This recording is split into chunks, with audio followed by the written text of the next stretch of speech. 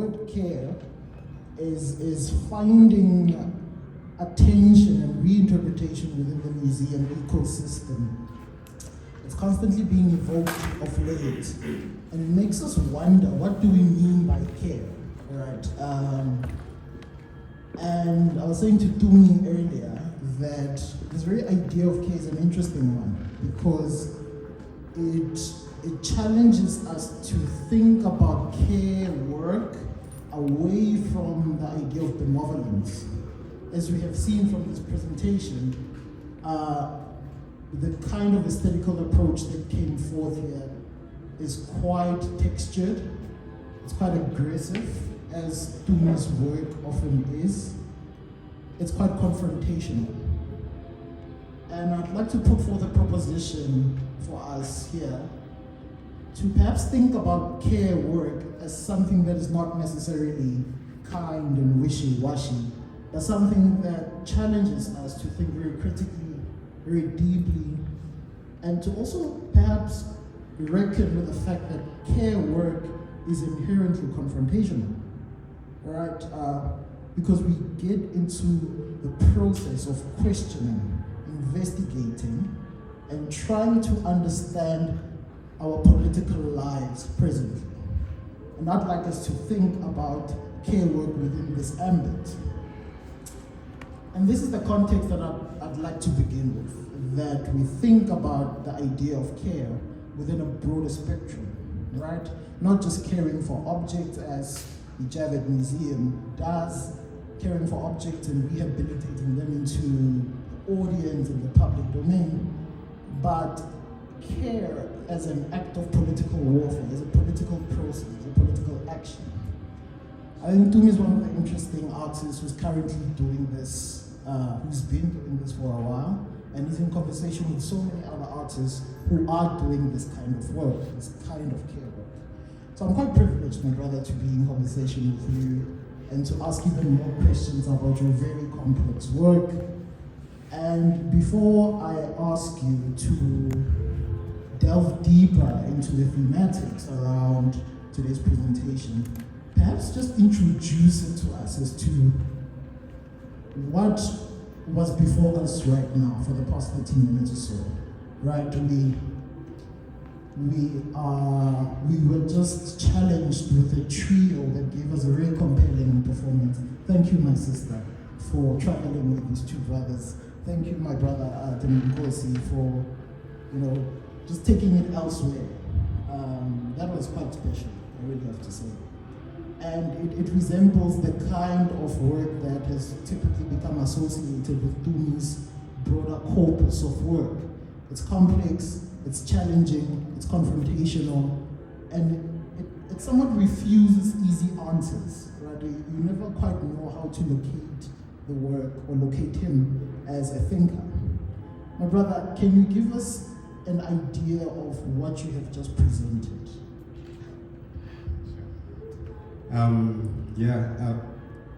First off, thank you to the Javett team for having us. We really appreciate the space, and with its complex sort of like histories. I think there's a way. I think we try to create a crack in the wall. So back to what we just all went through or experienced is I think so I was playing an audiobook, Afro-Pessimism by Frank Wilson, and I chose sort of like certain themes I think in the book that try to deal with the notion of care, and I'm also trying to think through the complexities of dealing with care when it doesn't have sort of like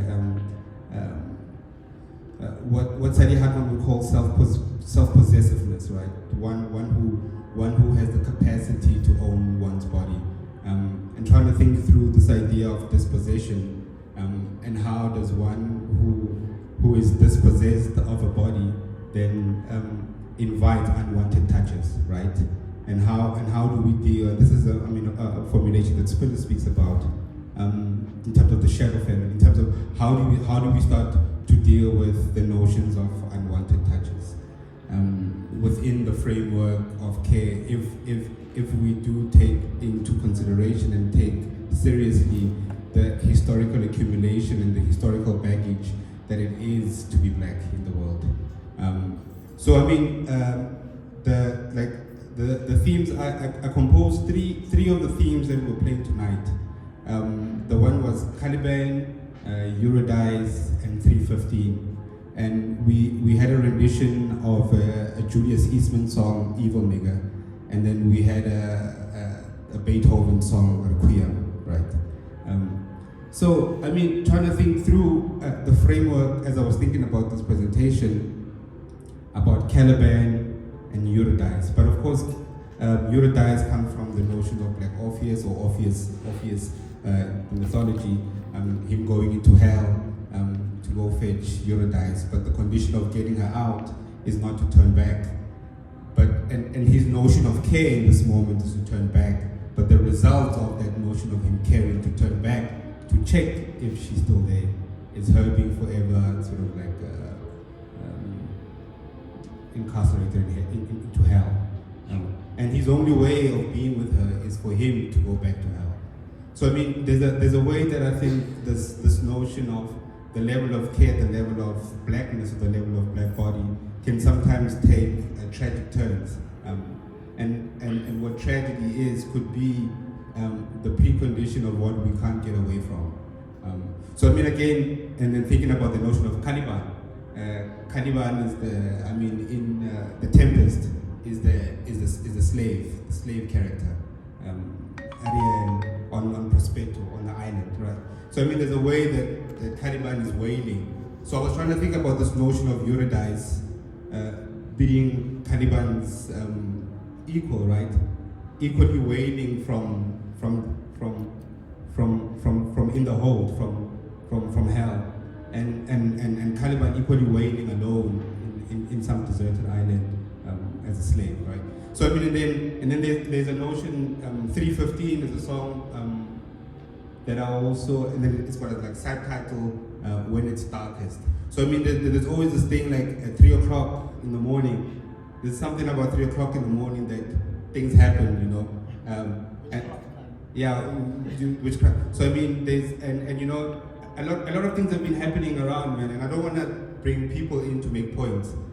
So I think, I'm gonna move on to that, and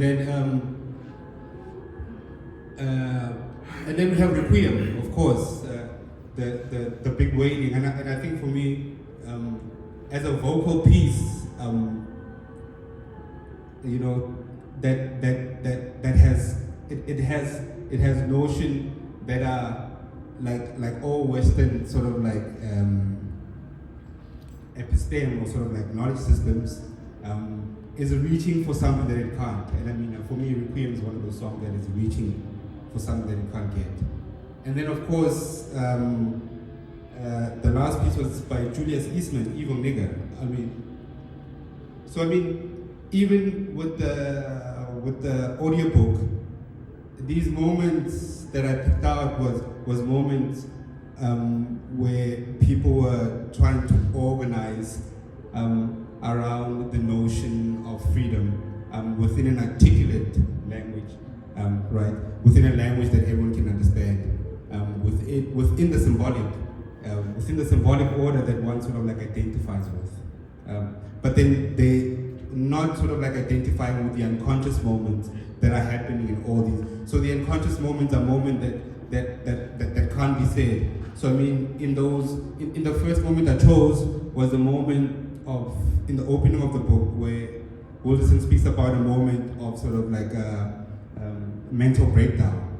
But in his moment of mental breakdown, he is thinking whether to make the white psychiatrist comfortable. He's thinking in his moment of breakdown how to make the white subject that is viewing him more comfortable. So I mean, I think there's an interrogation that happens at the level of the unconscious, at the level of the ontological, that I think these screams, these wailings, like, you know, when Mogorosi is sort of like bowing, these sort of like, these drones, these sort of like, these longings, are sort of like longings for something that we can account for. And I think what is left is just these, I don't want to say echoes, you know, but it's just these sort of like moments that we are trying to reach for but we can't get. And for me, that is what I wanted to think around as the notion of the black performance of silence, or the black performative that sort of like opens up an ontological non-reach, that opens up no sort of like ground for us to speak about what does this mean, and can you put it into coherent statements for me to understand what it is to say one is black in the world. Thank you so much for that very rich explanation, because there's a certain, what can I call it? I'm picking up a certain lexicon from your body of work that I've been studying for the past decade or so. And it's certainly coming out in the recent work, the book, definitely. There are specific terms, there's a certain kind of terminology that is becoming associatable with your work, right? And you've just mentioned one of them, which is the black performative silence. And in relation to the black performative silence, you also speak about the black sonic. And I would like for you to, this is a twofold question, right? The first one is, I'd like to know whether, is this still within the ambit of jazz music, the performance that you have just done right now? And I'm asking this deliberately because you seem to go a step further and say, well, jazz music has its own complexities, right? There's a certain kind of commodification of the practice in itself, its aesthetics, and so on and so forth.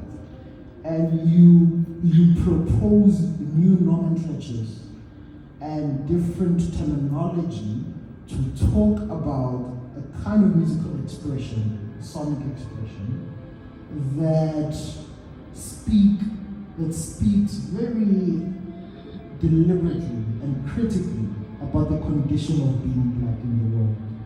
So my question is, what is the importance of terms like the black sonic and the black performative silence in your work? Yeah, man. I think for me, I've had a sort of like a troubled relationship with jazz, right?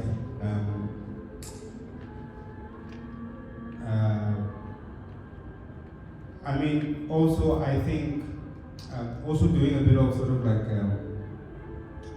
history, sort of like around the term itself, so I mean, to take it back to sort of like the General Morton, I mean, there was sort of like a space, like okay, co-houses were sort of like space where you found jazz, right? So I mean, this made available the black female body, and this made available the black male body, right? So we're trying to think of around this notion of an availability of body, and what bodies are available for touch, and what bodies are available for improper touch, or what bodies can ward off improper touches, right? So I mean, I think there's a way that when you start to think about jazz in its political formation, it is a project of the intersection, right? When you think about New Orleans, you think about sort of like the melting pot of the Americas, right? Where sort of like there's a racial blur, but then there is a rainbowist progressiveness in terms of how to locate art practice, right? And how to play the game of inclusion, right? So I mean, again, then jazz sort of like takes on this intersectional politics of inclusion as opposed to revolution, right? So I mean, when you start to think about notions of black music, you start to think black music outside of the commodified space, right? It's just as far as you want, as far as you can go. And I'm also trying to think of sort of like notions that black music became mobilized for the larger sort of like political project.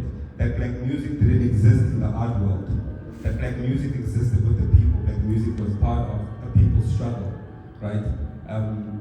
Whereas opposed jazz could be sort of like seen as some kind of bourgeois middle class sensibility. Whereas today, when you find a jazz concert that charges $350 for one ticket, $700 for two heads, without including meals, there's a particular sort of like orientation that we're speaking to. And I mean, these are sort of like the political questions that start to talk about the parasitic nature that jazz has to black experience, right? That jazz music can take the black experience, but live it up, right? So, and I mean, there are sort of like complexities to be like, okay, now black people can also live on the sunny side of the street, right? And I mean, these are no contentions, but we're saying that these contentions of living on the sunny side of the street are shared at the intersection. We want to bring people back into sort of like the back of biz so that we can change, right? So it's just that black jazz itself refuses to go into the black experience, right? So I mean, I think there's a refusal, I think, that happens at facing blackness and facing the conditions that make one black in the world, right? And I mean, and there's this sort of like insistence on virtuosity with jazz, right? And so I mean, so of course there's been a lot of people who be like, yeah, the chorus, where people can just sing without really knowing how to sing, you know what I mean? But then that too is a form of violence in terms of a recognition of an intramural possibility. So we're also trying to say, even in the intramural possibility, that we flow with being able to articulate the experience, that even inside the intramural, sort of like inside the internal safe place of blackness, black people can't face being black. Sure. Can I just come in? I mean, that's a profound statement. Black people cannot face being black. And it links me back to what we just experienced within the performance itself. The screams, right? And the screaming as this, I mean, it's singing, yes, but it's a very clear representation of a certain kind of traumatic experience, right? And I want to ask, why do black people scream? I mean, it's an unfair question by all accounts, but it beckons to really try and understand the heaviness of this inquiry. Why do black people scream? And can we afford not to scream? Is it, and you know, your work utilizes the scream recurring.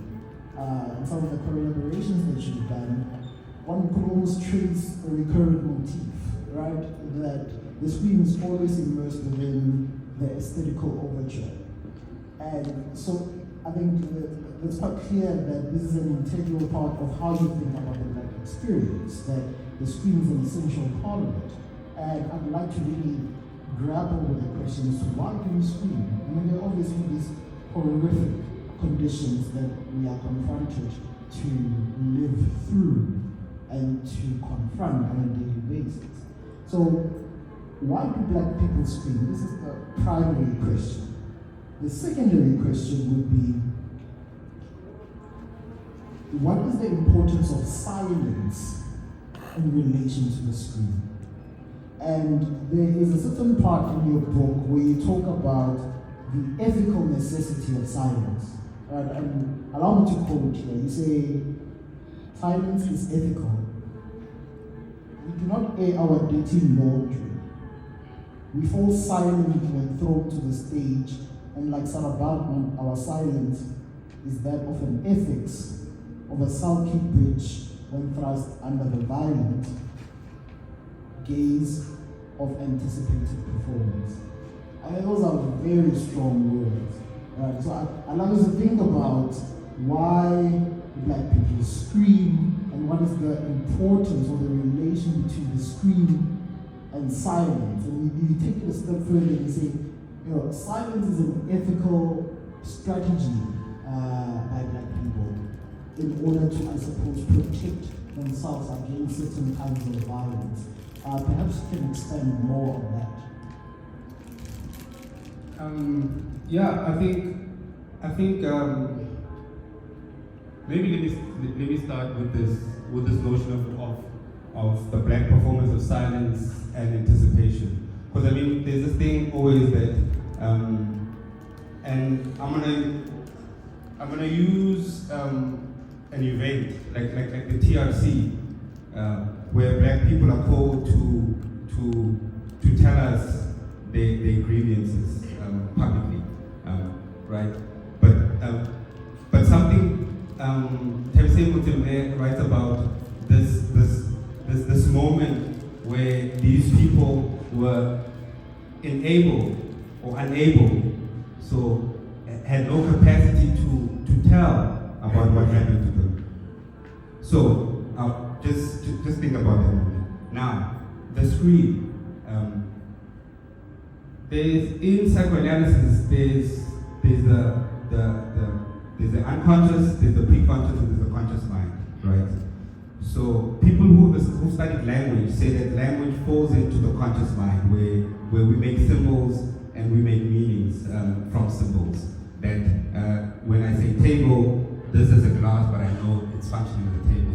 So there's sort of like combinations, right? And psychoanalysis speaks about the pre-conscious mind, where one identifies, like people identify, like people talk about what's the best way to speak about the pre-conscious sort of like identifications. The pre-conscious identifications would be I am smart, I am 2.5. These things that are accumulated historically around character, around wants. But then there's the unconscious mind that has these unconscious identifications. So unconscious identification that if I see a Santu Mufukeng work like that, I know that that man is homeless, but somehow I know that that man looks like my uncle. There's an unconscious identification that I have with that man beyond his pre-conscious character. His pre-conscious character that is a homeless guy living in the street, and his conscious mind sort of like adhere to that, right? But then I have an unconscious identification with him every time I pass him by the street, right? As a possible someone in the family. So why the scream? I think the scream exists within the notion where there's no language, right? Where if we take seriously what the psychoanalysts and sort of like semiologists have been saying around consciousness and language, then we would agree that grievances that take on a coherent form fall into the symbolic, and the symbolic is a language where if I say I'm being heard, someone understands that I'm being heard, and then they stop. Right? There's a relay where there is relationality within the symbolic order. Everybody agrees on certain symbolic terms that when I say stop, you stop. But something happens at the level of the unconscious, and this has always been at the level of the Black experience. That when one says stop, it seems like one is not heard, right? Or where one says I'm being heard, it seems like what do you mean you're being heard? There's more explanation that's needed. There's no sort of like an affective register that when I say I'm heard, you can feel that I'm heard, right? So the relationality between the Black and the world is severed by this thing, and the only thing that is being heard on the other side is a scream. It's nothing else but a scream, right? There's no sort of like coherent speech that takes form into the cognitive schema of the world, right? To say that, okay, the black experience since 625 AD has been a slave experience, a slave positionality, right? And we're not saying that you work in the field, but then you're a worker and you're not even a worker, right? Because there's a way that your body gets used by the system, that your body is depleted by the system, and then we can quickly change you, right? So I mean, there's a way that there's black speech around its capacity to locate itself in the relational field of being able to say that I'm being heard, stop, or this condition is not good. Can we change the shacks that have been happening since eons? These conditions are not good living conditions, right? There seems to be like another argument, like, yeah, but these people, they keep doing 1, 2, 3, right? Yeah, these people, they keep having more babies. These people, they keep, you know, there's no way to think around the experience itself outside of wanting to put some kind of rational thought of the cause of that. Because I mean, the rational world is a cause and effect world. So there must be a tangible reason for why there's so much black suffering. Then it must be that black people have been bringing upon themselves, right? There's no way that the world itself is conditioned structurally to put black people in these positions. So I mean, and then, you know, like, you need to work hard, and if you work hard enough, you make it. But then we forget the sort of like the structural violence that permits. They've been so many, our fathers, our mothers, they've been working so hard, but then there's a structural position that always holds them in that space. So I mean, there's a tension in black relationality and black speech, right? And the ethical turn is that at some point one stops talking and then one starts acting. I mean, then we don't know what that means, but then there has been sort of like moments where like Javett-UP speaks about that the unconscious is an acting out, right? It's not I'm no longer trying to make someone feel I'm not longer trying to make someone understand something. I'm acting it out. Yeah. Right? So this if anti-blackness, like Marion says, is at the level of the unconscious, I'm not holding it in, I'm letting it out. Right? So I mean, I think there's a tension there in what does it mean to not hold on to the violence that one gets, but to let it out. Sure. Right? And I think this is the complexity we start to think about with handling with care, right? How do we handle the people we love with care? When at the level of the unconscious, there's so many things that are happening, right? So let me plug a hole through this. How do we engage with the people that we love through care? Let's perhaps reorganize the question and ask, how do we handle the state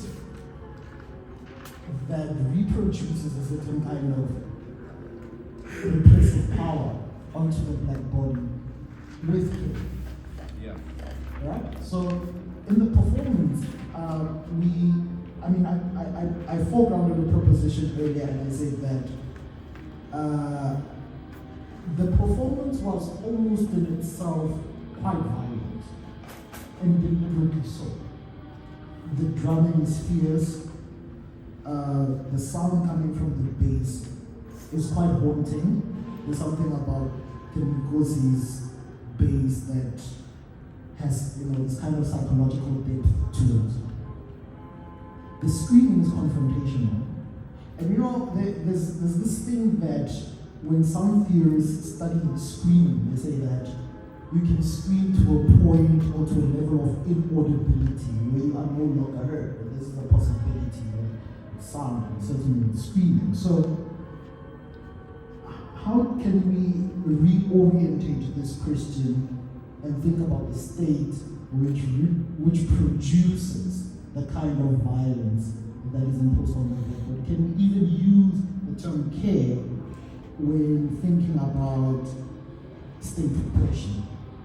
Just thinking about the geopolitical moment that we find ourselves in, the tensions between Russia and Ukraine, what is happening, the political instability throughout the continent, and so on and so forth. There is a constant motif of state repression on certain kinds of bodies, and certainly black bodies. And is it even ethical, therefore, to say that the subjugated should respond with killing? I think it's a difficult one because I think these are one of those sort of like real sort of like political questions that speak around the notions of black community and the black family, and speak around the capacity of one being able to organize. But if we take seriously sort of like these thoughts, I think that we are presenting when we say that the political is not only sort of like incapable or incomplete, but it is parasitic. It feeds off black pain. It feeds off black fatigue.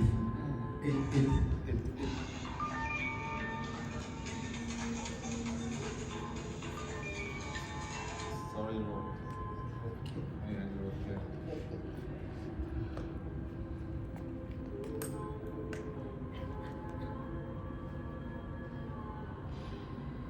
Perhaps we can start also thinking about questions to pose or comments around the performance as it completes.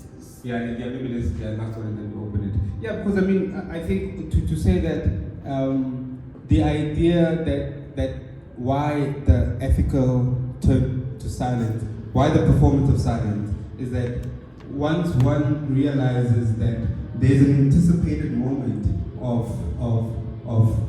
the screen, just like I wanna map this out properly. You know what I mean? I don't wanna really go. There's when we start to think about the stage and you see black performance, black bodies on the stage, there's a particular sort of like moment of anticipation, or there's a historical image you have in your mind that you're anticipating to experience. So you come already with an anticipation to blackness. So blackness already has this notion of exoticism, right? It already has this notion of an expected, I'll learn something I didn't know, right? But what we're trying to say is that the refusal of this anticipated moment or of this expectation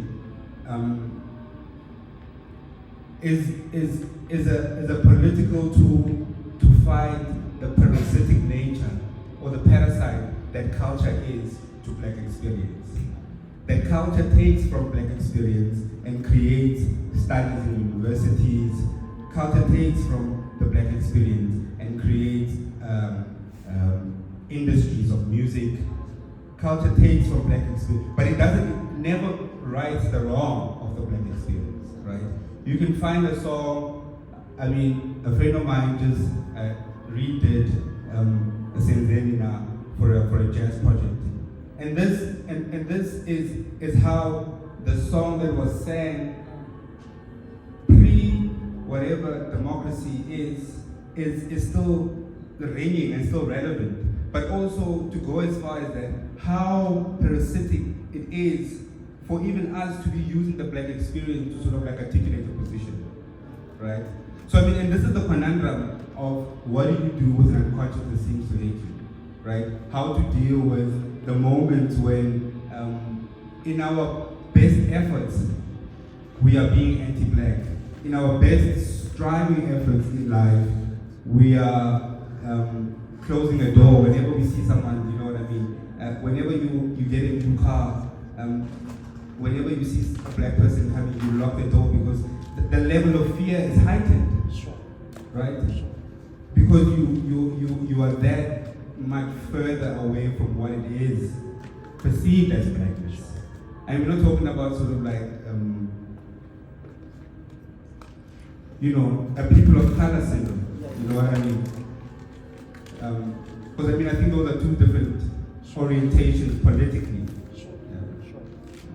And I think that's the notion that the Black Sonic is not only incapable of telling me what it is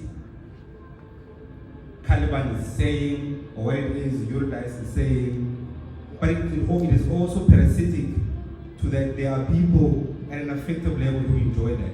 When the master was whipping the slave, he loved the sound that came from the slave, right? This was part of the performative gesture. But holding back doesn't also stop the pain. Even if when you're quiet and you're not giving him what he wants, that doesn't stop the experience itself. So I think there's a tension that only when we are free can the Black Sonic, Black arts really do something beyond take us back to that moment of subjection. And I think until we find that moment, all the Black,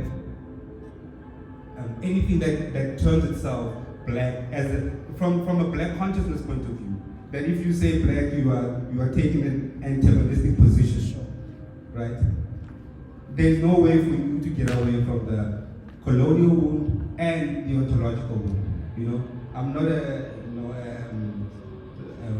decolonial. You know what I mean?